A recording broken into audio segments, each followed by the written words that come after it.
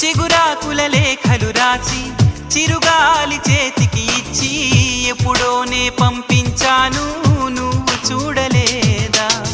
నా మనసే పడవగా చేసి కలలన్నీ అలలుగా చేసి ఎప్పుడోనే పంపించాను నిన్ను చేరలేదా?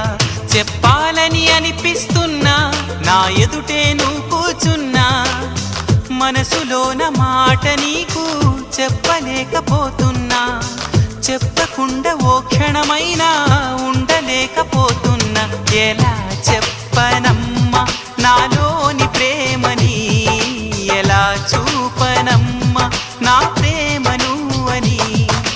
అవునని అంటావో మరి కాదని అంటావో ఏమంటా